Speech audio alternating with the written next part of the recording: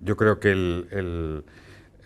la idea del presidente chino, la idea de un desarrollo compartido, la idea de una comunidad de destino, es el espíritu del G20 desde hace 7 años, desde 2008, desde su nacimiento, y ciertamente el mundo tiene que ser consciente que hemos hecho una economía global, hemos hecho una intercomunicación global, hemos permitido que los capitales circulen globalmente y por tanto tenemos cada vez un destino unido, un destino común.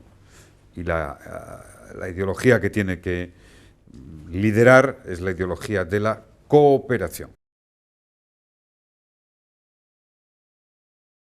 Well, I think that the Chinese dream embodies a very ambitious concept, and I think that China is on track to achieve that concept, which is to build a moderately prosperous society for all. I believe that that is the main goal, and from my viewpoint, the 4 comprehensives outlined by President Xi help it very much to sustain that main goal. I mean, comprehensively deepen reform. That's a very important building block to achieve a moderately prosperous society. And I am very well aware of the challenges political leadership are confronting now to keep reform ongoing. But this is not the only comprehensive related to this. There is also the idea that comprehensively you need to strengthen party discipline, for example, to fight corruption, to increase transparency.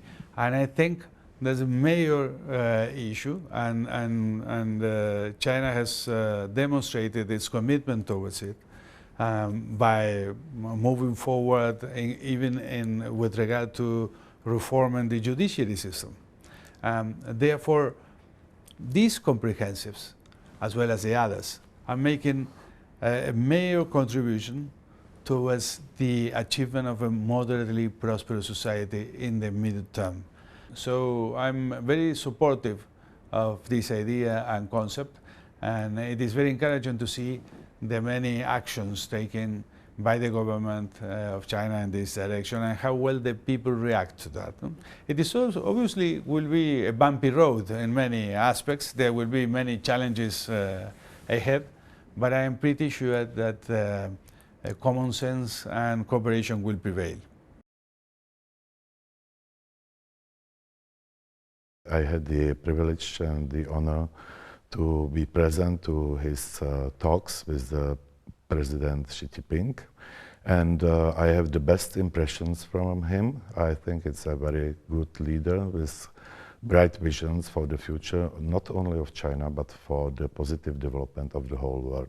So I would say that it's really the positive leadership that is taking China to the new path of development, to the new normal, so more intensified path of the growth, which of course is important for the future of development of China, which is based on the innovations, which is based on the technologies, on the research, development of the modern activities of the economies, and of course of the broad cooperation with the foreign countries.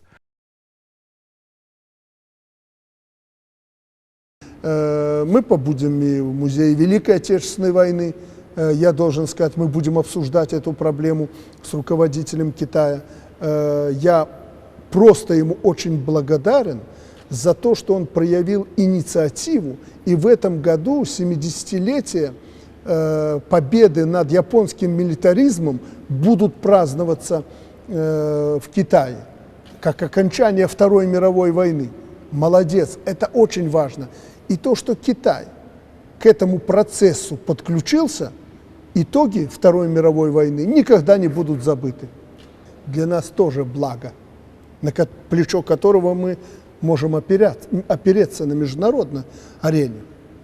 В любой части мира мы можем опереться на плечо Китая.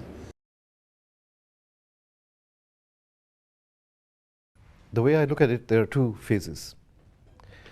We had the early phase of rapid economic growth in China, where within 15 years, unprecedentedly high economic growth, very progressive government policy enabled China to become the largest economy in the world, but also to pull millions of people out of poverty and make them productive members of the economy. This is a huge achievement. You cannot underestimate the importance of that achievement, because that has created such a positive dynamic for growth, employment in the country, but also internationally. So that early phase brought with it the need for rapid investment and development that also led to unintended consequences like pollution. I think this is the second phase of economic growth in China, is going to be on the quality of growth. How do we assure that this high growth also has a high quality?